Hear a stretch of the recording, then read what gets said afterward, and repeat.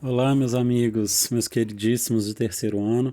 Hoje a gente vai dar continuidade aqui ao nosso estudo sobre a continuidade, a segunda aula sobre o Barroco no Brasil, suas características. A gente viu aí o seu contexto histórico. Então a gente vai dar continuidade a alguns conceitos bem importantes do Barroco.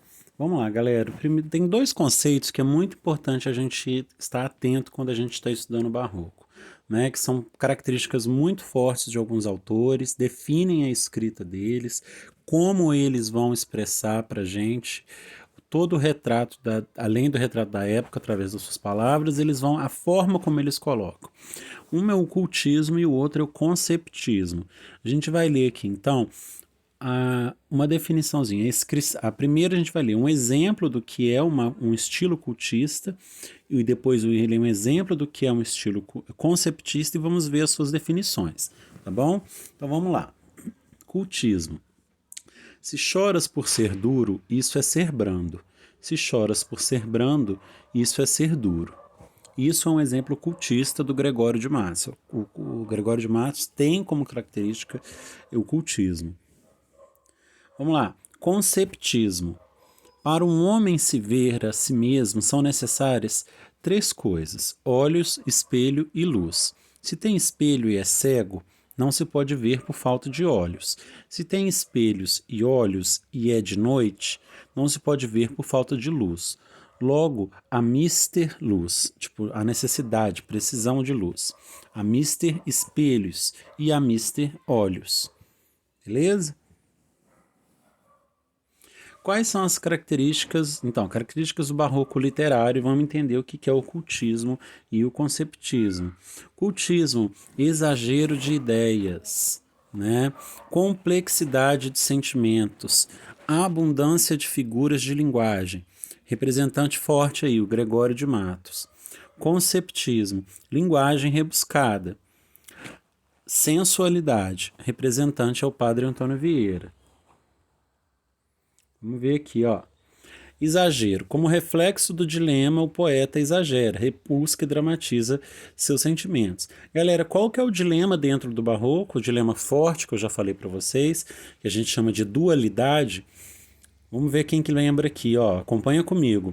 Eu falei para vocês que o poeta no barroco, poeta barroco, ele é muito dividido entre viver a vida mundana, sabendo, não se preocupando por agora as contas que ele vai ter que acertar com Deus, por não servir uma vida a ele, ou ele se abdica de tudo do mundo e vive com a consciência de que ele vai ter a vida eterna. Então é um eterno conflito aqui, o dilema é essa dualidade entre terra e o paraíso, né? Viver ou não viver a vida plenamente ou viver para Deus. Esse que é o principal dilema. Então, como reflexo desse dilema, o poeta vai exagerar, vocês vão ver frases, vão ver dentro das figuras de linguagem que ele vai tentar dizer, rebusca e vai dramatizar os seus sentimentos. Aí é que está aqui embaixo falando o que eu falei para vocês, ó, o conflito em que eu descrevi aqui é o antropocentrismo e o teocentrismo, ou seja, o homem e Deus, sempre nesse conflito, claro e escuro, ou seja, mais uma forma de uma metáfora, uma figura de linguagem entre, né, o que é a clareza e o que é a escuridão. Seria o lado do homem e o lado de Deus contrastado. Prazer pagão, ou seja, o prazer de viver a vida sem se preocupar com a questão religiosa ou viver a sua fé religiosa. Aqui, ó, temas frequentes na literatura barroca. Aí você tem isso aqui é de extrema importância para a gente entender, para a gente estudar, para a gente fazer exercício, para a gente continuar, antes mesmo de entrar a fundo em cada um dos autores mais importantes no Barroco. Fugacidade da vida e das coisas. Isso aqui podia ser substituído, essa questão de fugacidade, por uma questão chamada de efemeridade do tempo, né? A concepção, a gente vai ver aqui embaixo. Ou seja, Quando você tenta fugir, ela é alinhada com a questão da efemeridade. A fuga da vida e das coisas é quando você tenta encontrar. Você sabe que o tempo é escasso, você sabe que o tempo passa muito rápido e você tenta encontrar na sua vida, na forma que você vive, né? Você tenta sair disso para poder ter um certo conforto. Muitas vezes se encontra em Deus, muitas vezes não se encontra. Então, assim, essa fuga da vida e das coisas vai ser sempre presente. A morte, expressão máxima de efemeridade das coisas. Ou seja, na morte, você tem essa ideia muito clara de que o tempo passa rápido, de que o tempo é num piscar de olhos tudo muda, e isso vai deixar claro para gente o porquê desse dilema no barroco. Quando se preocupa extremamente com isso, você se dá com essas questões, você tem isso porque a morte, ela vem para mostrar o quanto que tudo que você está vivendo ou que você não está vivendo, em breve isso vai ser encerrado de uma maneira ou de outra. E aí você presta conta se você tem preocupação ou não da forma que você viveu. Concepção do tempo como agente da morte e dissolução das coisas. É o que eu falei da efemeridade do tempo. Ou seja, a ideia do tempo é ele que vai mostrar pra gente. A gente tem a ideia de que o tempo ele é rápido, ele coloca todas as preocupações e as coisas que a gente tem abaixo depois. Então você vai viver em conflitos. Eu tenho muito pouco tempo, eu posso ter muito pouco tempo, ou seja, porque o tempo passa rápido. Então, o que eu faço? É essa ideia. Tudo que você viveu, tudo que você faz, vai ser dissolvido dentro dessa questão do tempo, que pode ter uma ideia de dele ser. A ideia é que ele é rápido, ele passa, né? Arrependimento. Isso daí a gente tem o eterno arrependimento do pecador, né? O pecador arrependido é aqui. É a ideia daquele homem que vive sua vida mundana, mas constantemente preocupado com a sua fé, com a religião. Erotismo, você vai ter também uns traços, principalmente em Gregório de Matos, a gente vai ver a parte dele mais erótica, em que ele fala de uma maneira, dentro do cultismo, ele vai falar de algumas formas com uma linguagem bem erótica, bem mais agressiva, digamos, para a época. O sobrenatural, né, o misticismo andam aí juntos, porque a gente vai estar sempre fazendo referência ao que tem no Vida Além Túmulo, né, o que vem depois, o que esperar. Eles, dessa preocupação, eles sabem o que esperar, porque tudo é referência aqui a Deus, né.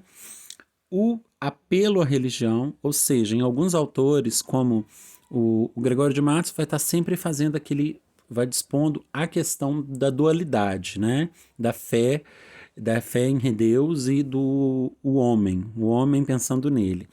Mas a gente tem também autores como o Padre Antônio Vieira, que a gente vai estudar, que faz muito essa negociação entre o fiel que se desviou, tirando a culpa dele disso, colocando a culpa dele ter se desviado na própria igreja e usando toda uma retórica, ou seja, um discurso que tenta convencer o próprio fiel desviado a encontrar o seu caminho de novo. E a sedução do mundo, né? Tem o que o mundo oferece, que por isso é muito perigoso e por isso daí vem todo esse conflito do homem. Principais autores aqui, galera. A gente tem, em Portugal, sermões, cartas, prosa religiosa e moralista, o Padre Antônio Vieira, Manuel Bernardes, Francisco Manuel de Mello. De Portugal, nós vamos estudar o Padre Antônio Vieira. Gosto muito, acho que é repleto, a história dele é muito interessante, e a gente estuda em específico o Sermão da Sexagésima dele, que é repleto de metáforas, de figuras não é nem muitas figuras de linguagem, mas você vê uma retórica, um discurso em que ele faz, que ele já envolve, você já sabe onde ele quer chegar, né? Ele faz uma meia-culpa da igreja, ou seja, ele tira um pouco o peso. Ele tira o peso do fiel, daquele só amedrontá-lo, você foi fraco, você desviou de Deus, para ele retornar isso, né, fazendo a igreja ter que assumir um pouco da sua postura errônea. Bento Teixeira, né, aqui dentro do Brasil.